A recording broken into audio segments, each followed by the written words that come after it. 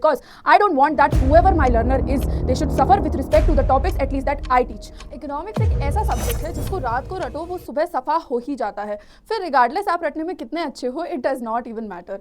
But मैं नंदिनी, आपकी psychologist friend and आपकी इकोनॉमिक्स एजुकेटर, आप सभी के लिए लेके आई हूँ एक ऐसी सीरीज जो कि आपको बहुत ज़्यादा हैंडी आएगी for the very purpose of your prelims 2025, regardless of the fact वो कभी भी हो. बट इकोनॉमिक्स बाय निमोनिक्स का जो फुल रिविजन है वो मैं आप सभी के लिए लेके आई हूँ, जिससे कि आपके लिए सिंप्लीफाई हो जाए याद करना each and every aspect of this syllabus, जो कि इंपॉर्टेंट है and time and again repetitively पूछा जाता है आपके यूपीएससी सीएससी एग्जामिनेशन में. ये जो पूरा वीडियो है वो बैक्ड बाय है सिलेबस का डेटा, जो कि हमने रिसर्च कर करके ढूंढा है कि कब कितनी फ्रीक्वेंसी में कितने सवाल पूछे गए हैं. ये जो आपको 15 मार्क्स गारंटीड का नोशन मिल रहा है वो इसीलिए मिल रहा है क्योंकि जितनी भी टॉपिक्स की लिस्टिंग है वो बहुत ही केयरफुली की गई है on the basis of repetitions of questions in the very examination of UPSC CSC. तो अगर आपको लगता है कि आप ये वीडियो इग्नोर करके काम चला लेंगे तो sure do that, but let me assure you कि जो ये वीडियो पूरी तरीके से देखेगा उसका फायदा ही फायदा होने वाला है, क्योंकि towards the end of the examination, चाहे वो हमारा मेंस एग्जामिनेशन हो या प्रीलिम्स एग्जामिनेशन हो, इतना सारा डेटा जो है वो रिटेन करना इम्पॉसिबल जैसा हो जाता है. एंड उसी बीच अगर निमोनिक्स या शॉर्टकट ट्रिक्स मिल जाएं तो हमारा काफी ज्यादा फायदा हो सकता है, जिससे कि हमारा जो ये सेंट्रल प्रोसेसिंग यूनिट है उसको हम इफेक्टिवली यूज कर पाए. तो आपको करना बस यही है कि मेरे साथ इस सेशन के अंत तक बने रहना है, जिससे कि आप जितने भी इंपॉर्टेंट टॉपिक्स हैं वो भी जान पाएं एंड उसी के साथ साथ उनसे रिलेटेड निमोनिक्स और कैसे उन टॉपिक्स के विद इन जो मोस्ट इंपॉर्टेंट सब टॉपिक्स हैं उनको डिकोड किया जा सकता है और याद किया रखा जा सकता है. तो चलिए बिना किसी देरी के सेशन की शुरुआत करते हैं. उससे पहले मैं बता दूं आप लोगों को कि सबसे पहले हम मार्क्स डिस्ट्रीब्यूशन के बेसिस पे इस पर्टिकुलर सेशन को एड्रेस करेंगे. तो अगर हम ये 15 मार्क्स के क्लेम के बारे में बात करें तो यहाँ पे आपको एक कॉम्प्रिहेंसिव ब्रेकडाउन मिल जाता है टॉपिक्स का. ये जो पीडीएफ है आपको शेयर कर दी जाएगी, तो ये जो कॉम्प्रिहेंसिव ब्रेकडाउन है आपके टॉपिक्स का वो आप रेफर कर सकते हैं while you are revising everything. तो उस पर्सपेक्टिव से अगेन आपका एक टास्क जो है वो मैंने आपका सिंप्लीफाई कर दिया है. तो you all need to just make sure that you revise to the entirety of it, जिससे कि जो भी क्वेश्चन आए यू सफिशिएंटली नो कि ये कहां से फंसा है और इसको कैसे टैकल करना है. Because I don't want that whoever my learner is they should suffer with respect to the topics at least that I teach. तो उसी पर्सपेक्टिव से ये लिस्ट ऑफ टॉपिक्स है. अगर आप देखो तो बेसिक ऑफ मैक्रो इकोनॉमिक्स से ये सर्टेन टॉपिक्स दिए हैं, नेशनल इनकम अकाउंटिंग से ये, then we have for inflation, money and banking, fiscal policy and budgeting, external sector, financial market, agriculture, industries and infrastructure, energy sector, planning and economic reforms, labour and employment. इन सारे ही respect में अगर आप देखो तो हर साल आप देखोगे 2016-17 से, यानी कि जब से ये जो पेपर का पैटर्न हुआ है वो चेंज, तब से रिपीटेडली भी क्वेश्चन आ रहे हैं. Specifically external sector, inflation, money and banking से तो बहुत ज़्यादा मात्रा में क्वेश्चन आ रहे हैं. तो उस रिस्पेक्ट में आपको जो सब टॉपिक्स पे फोकस करना जरूरी है मैंने वो मेंशन कर दिया है. तो जब आपको ये पीडीएफ मिले तो जरूर से जरूर उन सारे टॉपिक्स को रिवाइज कर लेना. उसी के साथ साथ जो भी बच्चे 2025 का प्रीलिम्स नहीं दे रहे हैं ऑफ कोर्स उनके लिए भी ये वीडियो है. तो उसी एस्पेक्ट में I have an announcement to make and also for the ones who are giving the examination कि जो हमारा सबसे बड़ा फुल लेंथ मॉक टेस्ट होने वाला है वो आपका लाइव हो जाएगा 13th to 15th मई के बीच में, जिसमें आपके सारे जीएस असेस किए जाएंगे एंड देन 16 to 17 में जिसमें आपका सीसैट लिया जाएगा. 18 मई को जीएस और सीसैट मिला करके एक महा टेस्ट होगा एंड उसके बेसिस पे आप डिराइव कर पाएंगे कि आपकी विथस्टैंडिंग कहाँ है with respect to the understanding of the syllabus and with respect to your preparation of the examination. इसी के साथ साथ अगर आप देखो तो हमारे सारे बैचेस लाइव हो चुके हैं with respect to the preparation purposes. तो अगर आप 27 या 28 को टारगेट कर रहे हैं, फॉर दैट मैटर इवन 26 को टारगेट कर रहे हैं, तो अभी के अभी एनरोल कर लीजिए हमारे इस प्लेटफॉर्म के साथ. तो चलिए अब आते हैं डिस्कशन ऑफ निमोनिक्स पे. तो अगर हम डिस्कशन ऑफ निमोनिक्स की बात करें तो सबसे पहले बात करते हैं law of demand and supply के बारे में, क्योंकि ये बहुत ही ज्यादा इंपॉर्टेंट टॉपिक्स हैं. तो अगर हम डिमांड एंड सप्लाई के कोर कॉन्सेप्ट की बात करें तो हम देखेंगे कि लॉ ऑफ डिमांड के केस में एक इनवर्स रिलेशन एग्जिस्ट करता है, वहीं पे लॉ ऑफ सप्लाई के केस में एक डायरेक्ट रिलेशन एग्जिस्ट करता है. किस किस के बीच में? प्राइस और डिमांड के बीच में और प्राइस और सप्लाई के बीच में. तो ये डायरेक्ट और इनवर्स जो की टर्म्स हैं वो आपको याद रखना जरूरी है, राइट. अगर आप देखो तो डिमांड आप ऐसे डिकोड कर सकते हो जैसे DIP, यानी कि डाउनवर्ड स्लोपिंग अगर हुआ तो इनवर्स रिलेशनशिप आ गया, प्राइस सेंसिटिविटी हमें समझ में आ गई. फॉर सप्लाई SPD याद है आपको, एक SPD इमरजेंसी करके कॉमिक सीरीज आया करती थी मेजरली एनिमेक्स वगैरह पे, तो उस बेसिस पे मैंने ये आपका निमोनिक बनाया है. Next up we have aggregate demand. Aggregate demand को समझने की कोशिश करें तो we know that it is consumption, investment, government spending plus net exports का जो आपका सब्ट्रैक्शन है वो मिला करके, ठीक है. तो अगर आपको ये फॉर्मूला याद करना है तो कैसे रखोगे? यू विल से कि सिगरेट माइनस कर दी हमने, जिससे कि हमको एग्रीगेट डिमांड का फॉर्मूला मिल गया. सिगरेट माइनस मतलब CIG और ये माइनस, तो इस रिस्पेक्ट में एग्रीगेट डिमांड आ जाएगा। एग्रीगेट सप्लाई की बात करें तो वो तो टोटल आउटपुट है, तो उस रिस्पेक्ट में हमको परेशान होने वाली जरूरत नहीं है। फिर आता है FOP, which is what? FOP for all those who don't know till now, it's factor of production, right. Factors of production के केस में अगर हम बात करें तो हमारे पास आता है एक एलएचएस और एक आरएचएस। एलएचएस में हमारा एग्जिस्ट करता है लैंड, लेबर, कैपिटल और एंटरप्रेन्योरशिप, और आरएचएस में हमारा एग्जिस्ट करता है रेंट, वेजेस, इंटरेस्ट और आप देखोगे तो प्रॉफिट। तो उस केसेस में हमने आपका बनाया है mnemonic as let's learn cool economics, जिससे कि so that real wealth is promoted, यानी कि LLCE so that RWIP can be obtained. LLCE क्या हो गया? Land, labour, capital, entrepreneurship, RWIP rent, wages, interest, profit. तो इस रिस्पेक्ट में आपका जो फैक्टर्स ऑफ प्रोडक्शन है वो याद रखे जा सकते हैं। Next up sectors of economy. Sectors of economy कैसे याद रखोगे? Please send T quickly. UPSC के जितने भी एस्पिरेंट्स होते हैं सिर्फ चाय पे जिंदा रहते हैं मोस्टली। क्यों? जैसे जब मेरा टाइम चल रहा था तो मेरा था खाने से आलस आता है तो चाय से ही भूख मिटाओ, तो इसीलिए जल्दी जल्दी चाय लेके आओ। तो please send T quickly. Primary, secondary, tertiary, quaternary, ये आ गए चारों सेक्टर आपके। चलिए जी, आगे आता है national income accounting. National income accounting में मुझे हमेशा प्रॉब्लम आती थी, ये आपका ग्रॉस नेट समझते समझते मैं तो पागल हो गई, क्योंकि I am someone who did not had economics background. तो मेरे लिए जो निमोनिक्स है वो काफी ज्यादा पर्सनलाइज हो गए, तो उसी रिस्पेक्ट पे मैंने सोचा चलो आप लोगों के साथ भी शेयर कर देती हूँ। तो अगर हम एनआईए की बात करें, which is national income accounting की बात करें, तो हम क्या देखते हैं? हम देखते हैं कि ये रहा हमारा जीडीपी का फॉर्मूला, यानी कि हमारी जितनी भी गुड्स और सर्विसेज हैं जो हम विद इन अ कंट्री लेंगे, तो ये आ गए हमारे जीडीपी। जीएनपी ये आपका एनएफआईए भी लेके आएगा, which is in and outside India, या बस आउटपुट बाय नेशनल्स होता है। NDP is GDP minus depreciation, net production within borders आ गया। NNP GNP minus depreciation, NNP at FC आपका आ गया NNP at market price minus indirect tax plus subsidy. तो इस हिसाब से अगर आप देखो तो हमारे पास एग्जिस्ट करता है mnemonic as GDP gives domestic picture while GNP goes nationally. अगर आप ग्रॉस वर्सेस नेट करोगे तो depreciation deletes product, right. Market price versus factor cost पे आओगे तो मार्केट टू फैक्टर आ जाता है माइनस टैक्स करके और सब्सिडी को ऐड करके। देन कॉन्सेप्ट ये जो पूरा है वो आपको इसी पर्सपेक्टिव से समझ में आ जाएगा। फिर आता है आपका विथ रिस्पेक्ट टू कि हम कैलकुलेट कैसे करते हैं। ये जो है ये एनआईए को कैलकुलेट करने का आपका निमोनिक है, राइट। क्योंकि कैलकुलेशन में भी बहुत ज़्यादा मिस्टेक्स लोग कर लेते हैं, समझने में मिस्टेक कर लेते हैं। तो प्रोडक्ट और आउटपुट मेथड है उसका अगर आप देखो तो जीवीए एट बेसिक प्राइस, जिसमें value of output minus intermediate consumption हो जाएगा। इनकम मेथड में आपका wages, rent, interest, profit, mixed income ये सब ऐड हो जाएगा, which is WRIP plus MI। अगर आप लोगों को दिख नहीं रहा हो तो yes, WRIP plus MI। WRIP क्या हो गया? Wages, rent, interest, WRI profit P, और MI हो गया मिक्स्ड इनकम। तो इस हिसाब से हम अपनी नेशनल इनकम मेथड से कैलकुलेट कर लेंगे। फिर हमारे पास आता है एक्सपेंडिचर मेथड। एक्सपेंडिचर मेथड की याद करो आप तो नेशनल इनकम आ जाएगा CIG, जो हमने सिग माइनस एक्स कर दिया था वो, एंड उसी बेसिस पे हमारी एक्सपेंडिचर मेथड पे एनआईए कैलकुलेट हो जाएगी। फिर अगर आप देखो तो हमारे पास आता है कि इन्फ्लेशन हम कैसे समझ सकते हैं, राइट। ये नेशनल इनकम अकाउंटिंग का नहीं है, ये आपका इन्फ्लेशन का एस्पेक्ट है। अगर आप देखो तो this is about inflation in specific. तो अगर हम इन्फ्लेशन की बात करें तो ये आता है हमारा demand pull inflation, which is already written as DP. DP के केस में अगर आप देखो तो ये डिमांड प्रेशर से आप समझ सकते हो। फिर आता है CP, which is your cost pressure. तो आपका डेफिनेशंस भी दी है, निमोनिक भी दिया है, तो ये डीपीसीपी हो गया। फिर आता है स्टैगफ्लेशन। स्टैगफ्लेशन को समझने की कोशिश करोगे तो ये हो जाएगा स्टैग्नेशन प्लस इन्फ्लेशन। फिर आता है आपका हाइपर इन्फ्लेशन, तो आप हाइपर को 1000% हाइक से रिलेट करके समझ सकते हो। देन आता है आपका कोर इन्फ्लेशन, जिसमें कोर इज इक्वल्स टू आप कांस्टेंट मानोगे, तो उस पर्सपेक्टिव से ये भी आ गया। फिर आता है आपका टाइप्स ऑफ मनी का एस्पेक्ट, यानी कि मनी कैसे याद रखें। तो मनी आता है आपका फिएट, फिड्यूशरी, कमोडिटी और डिजिटल। तो उस रिस्पेक्ट में आप देखो तो क्या लिखा है कि fake friends can't deal without money. जितने भी हमारे फेक फ्रेंड्स होते हैं वो आप अगर देखोगे तो एक स्पेसिफिक पॉपुलेशन के साथ ही ज्यादा जुड़ के बैठते हैं। कैसी पॉपुलेशन? जिनके पास पैसा होता है। तो उस रिस्पेक्ट में ये निमोनिक एग्जिस्ट करता है to understand the types of money that pertains to से कि जो फेक फ्रेंड्स होते हैं वो बिना मनी के नहीं रह सकते, विच इज एफ से आपका क्या आ गया? एफ से आ गया आपका फिएट, माय बैड, फिएट। दूसरे एफ से आ गया आपका फिड्यूशरी। सी से आ गया आपका कमोडिटी, जो कांट डील आ गया, तो ये आपका कमोडिटी हो गया वाई CD कमोडिटी।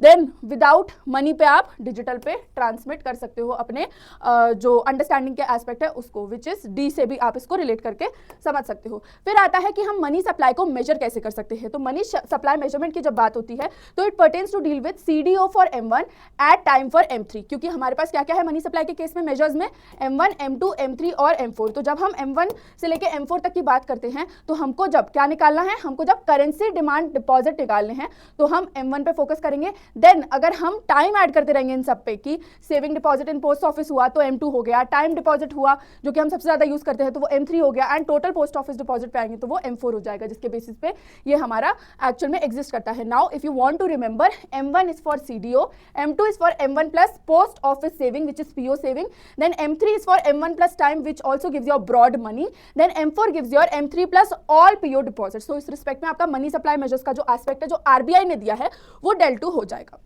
अगर आप आगे चलो एंड यू सी कि एक्चुअल में जो हमारा सेंट्रल मॉनेटरी डिसिप्लिन है वो कैसे एग्जिस्ट करता है, हमारा आरबीआई बेसिकली कैसे काम करता है, तो मनी सप्लाई के केस में it essentially deals with the issuance, it deals with the banker to government का एस्पेक्ट, मॉनेटरी अथॉरिटी होती है हमारी आरबीआई जो होती है, रेगुलेटर ऑफ बैंक्स होती है, कस्टोडियन ऑफ फॉरेक्स होती है और डेवलपमेंटल रोल होता है। पर मैम इतने सारे रोल्स याद कैसे रहेंगे, ये तो रटना ही पड़ेगा।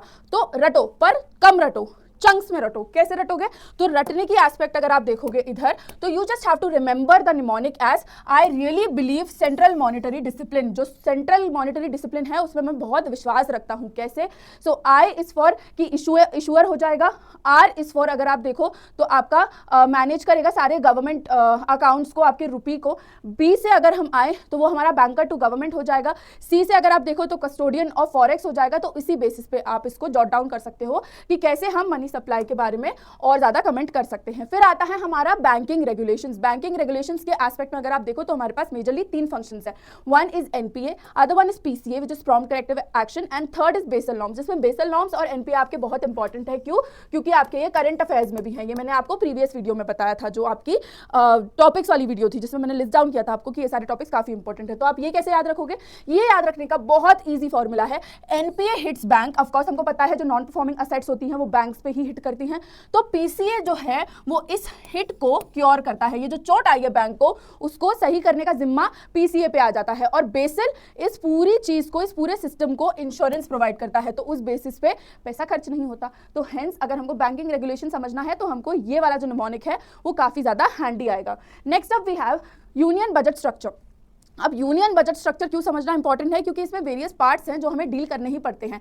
एंड इनफैक्ट कई सारा जो डेटा है जो इस वीडियो में दिया है वो आप लोगों को काफी ज्यादा बेहतर तरीके से यूज में आएगा जब आप मेंस लिखोगे, राइट। तो उस पर्सपेक्टिव से अगर हम यूनियन बजट स्ट्रक्चर की बात करें तो पार्ट ए हमारा डील करता है रेवेन्यू से, पार्ट बी हमारा डील करता है कैपिटल से, एंड इसी एस्पेक्ट में जब हम बजट स्ट्रक्चर की बात करते हैं तो we also have budget speech and recent highlights जो कि इंपॉर्टेंट हो जाती है फॉर अस टू डिस्कस। तो उस केसेस में अगर आप देखो तो आप ABC से याद रख सकते हो कि हमारा बजट का स्ट्रक्चर कैसे एग्जिस्ट करता है। तो बजट कब मिलता है हमको, एनुअल बेसिस पे। कैसे मिलता है, बजट की स्पीच की जाती है, उसके बाद मेजरली आप देखोगे लेजिस्लेशन पास होंगे एक्सेट्रा, जो पार्लियामेंट्री कार्रवाई होती है वो सब होता है, एंड देन उसके बाद हम कैपिटल और रेवेन्यू पे बात करेंगे जिसके बेसिस पे फाइनली हमारा जो बजट है वो बनके तैयार होता है। Next up we have external sector का रिविजन, क्योंकि एक्सटर्नल सेक्टर से हमने देखा है कि टाइम एंड अगेन बहुत सारे क्वेश्चन फंसते हैं। तो सबसे पहला आया फॉरेन एक्सचेंज मार्केट, जिसका की टेक अवे है कि आप एक्सचेंज रेट के बारे में पढ़ना, कन्वर्टेबिलिटी के बारे में और इनका इंपैक्ट क्या होता है ट्रेड पे, ये पढ़ना है आपको। दूसरा है एफडीआई वर्सेज एफपीआई। तो अगर आप एफडीआई और एफपीआई की बात करो तो एफडीआई जो है वो हमारी ओनरशिप लेके आते हैं, वाइल एफपीआई जो है वो सिर्फ इन्वेस्टमेंट के पर्सपेक्टिव से ठीक ठाक इंस्ट्रूमेंट है। Then we have trade balance. Trade balance के केस में आपको जो बैलेंस ऑफ पेमेंट है, सरप्लस डेफिसिट, ये पढ़ना होगा, और आपका करंट और कैपिटल अकाउंट का जो एस्पेक्ट है वो पढ़ना होगा। फिर आता है आपका global organisations, that is something that you need to focus on, क्योंकि राइट नाउ करंट अफेयर्स में है, even due to the situation that are prevailing right now in our country, IMF बहुत गाली खा रहा है। तो उस पर्सपेक्टिव से ग्लोबल ऑर्गेनाइजेशन जो है वो इंपॉर्टेंट एस्पेक्ट हो जाती हैं कवर करने के लिए। इंपॉर्टेंट रिपोर्ट्स आपको पढ़नी है, जैसे यहाँ पे मैंने कुछ दी हैं, जैसे WEO, ease of doing business, global competitiveness report etcetera. Then you have trade agreements जो अगेन इंपॉर्टेंट एस्पेक्ट है इस पर्टिकुलर चीज के। ऑल राइट, फिर आता है हमारा फूड ग्रेन रिपोर्ट प्रोडक्शन का ट्रेंड, क्योंकि कई बार प्रीलिम्स में डायरेक्टली ट्रेंड पूछा जाता है कि कौन सेकंड नंबर का एक्सपोर्टर रहा, थर्ड नंबर का रहा, इंडिया किस नंबर पे आई। तो इस पर्सपेक्टिव से जो ट्रेंड्स हैं वो समझना इंपॉर्टेंट हो जाता है। तो अगर हम देखें तो इस बार का ट्रेंड कुछ ऐसा था कि इंडिया सेकंड लार्जेस्ट प्रोड्यूसर था फूड ग्रेन्स का इन द वर्ल्ड, जिसमें मेजर क्रॉप्स आपकी राइस, व्हीट, मेज और पल्सेस थी। ट्रेंड्स अगर हम फूड ग्रेन प्रोडक्शन में नोटिस करें तो राइस और व्हीट जो था उसने डोमिनेट किया प्रोडक्शन को, जिसमें व्हीट मोस्टली प्रोड्यूस हुआ आपके नॉर्थ वेस्टर्न स्टेट में। पल्सेस की बात करें तो यहाँ पे फ्लक्चुएशन नोटिस हुई, एंड मेजेस के केस में अगर आप देखो तो ग्राफ स्टेडीली बढ़ रहा है। तो उस रिस्पेक्ट से हमने निमोनिक बनाया कि राइस एंड व्हीट रूल मेज इज ग्रोइंग एंड पल्सेस को जो है वो ध्यान की जरूरत है, अटेंशन की जरूरत है। चलिए ये भी del 2 हो गया। फिर आते हैं कोर सेक्टर। कोर सेक्टर अगर आप देखो तो एग्जिस्ट करते हैं हमारे 8, ये 8 के 8 आपको ऑन टिप्स होनी चाहिए, क्योंकि कभी भी यहाँ से डायरेक्ट फैक्चुअल क्वेश्चन पूछा जा सकता है कि आप बताओ अभी हमारी कंट्री इन कोर सेक्टर्स में कैसा परफॉर्म कर रही है। तो उस रिस्पेक्ट पे सबसे पहले याद तो कर लो कि कोर सेक्टर क्या होते हैं।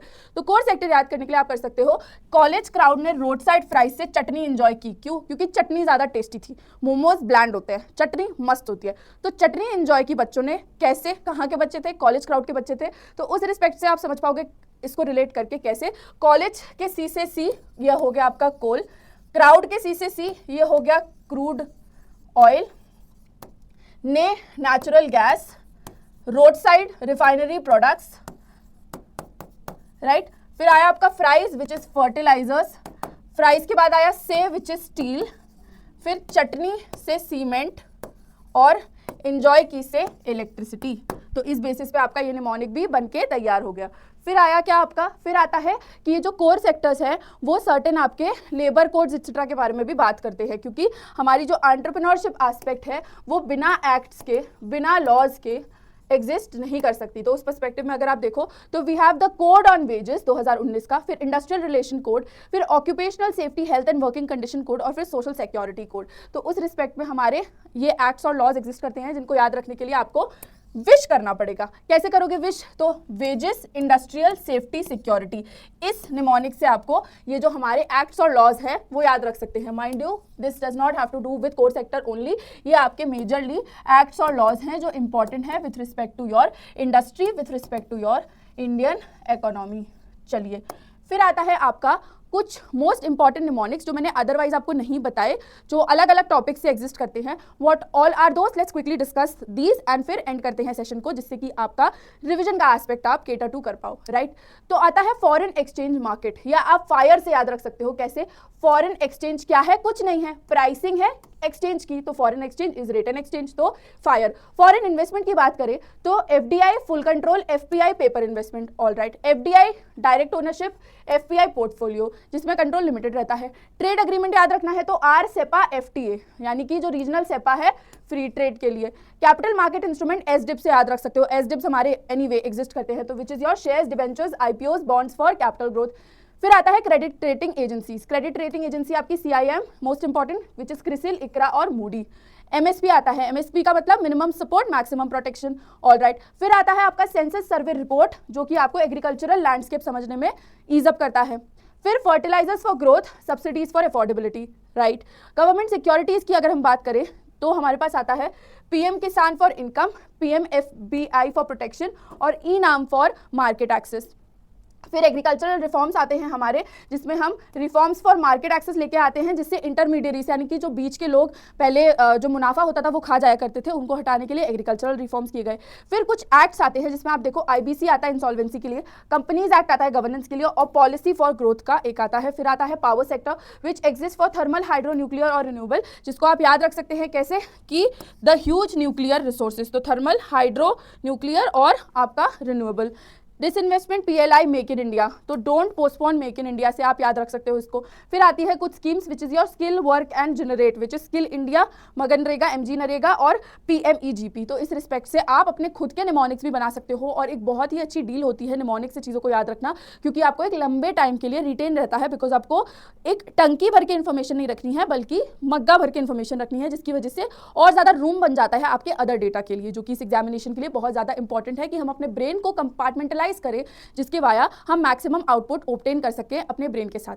अब अगर आपको लगता है कि यहाँ पे मैंने आपको कुछ नहीं बताया, बस टाइम पास करके जा रही हूँ, तो मैं आपको एक बहुत ही इजी टेस्ट बताती हूँ इसका, कि जितने भी टॉपिक्स मैंने आपको यहाँ पे बताए, जितने भी निमोनिक्स मैंने आपको बताए, एक बार मेरे कहे से याद मत करो, बस ऐसे ही देख लो एंड पीवाईक्यू उठा के देखो। नहीं बने पीवाईक्यू इन सारे टॉपिक से तो प्लीज़ कमेंट सेक्शन में बता देना। मतलब मैं खुला चैलेंज दे रही हूँ ये कि अगर आप लोगों के पीवाईक्यूज नहीं बनते हैं इस पूरे डेटा से तो प्लीज़ प्लीज़ प्लीज़ जितनी गाली देना चाहो दो, बट अगर बनते हैं तो फीडबैक ज़रूर देना कि आपको ये पर्टिकुलर सेशन जो था वो कैसा लगा, क्योंकि बहुत कॉम्प्रिहेंसिव रिसर्च के बाद हमने आप लोगों के लिए क्यूरेट किया है, जिससे कि आपकी जो प्रॉब्लम है वो रिजॉल्व हो पाए एंड आप अपने प्रीलिम्स पे काफ़ी इफेक्टिवली और एफिशिएंटली फोकस कर पाओ। सो ऑन दैट नोट मैं आप सभी को बताना चाहूँगी कि अगर आपको प्रीलिम्स से रिलेटेड कोई भी हेल्प चाहिए, या फॉर दैट मैटर आप अगर आगे के एस्पिरेंट हो जो 26, 27, 28 को टारगेट कर रहे हैं और आपको मुझसे बात करनी है, मेरे साथ जुड़ना है, इस मटेरियल को एक्सेस करना है, तो आप इस QR कोड को स्कैन कर सकते हो जो आपको रीडायरेक्ट कर देगा मेरे टेलीग्राम चैनल पे। एंड ऑल्सो अगर आप लोगों को हमारे प्लस प्लेटफॉर्म का सब्सक्रिप्शन चाहिए तो प्लीज़ यूज़ कीजिएगा कोड NST Live, जिसके बाद आपको मेरी अकाउंटेबिलिटी, मेरी गाइडेंस सब कुछ मिल जाएगी for of course the amount of price you will pay for your plus subscription. So yes, on that note, this is me Nandini signing off for the day. I will promise to bring more such sessions to all of you, जिससे कि आपकी पूरी preparation simplify हो जाए and आप examination से खुश खुश बाहर निकले, क्योंकि आपको पता हो कि आपका एग्जामिनेशन क्लियर हो ही रहा है। So yes, thank you so much for watching and all the best for your examination. Bye bye.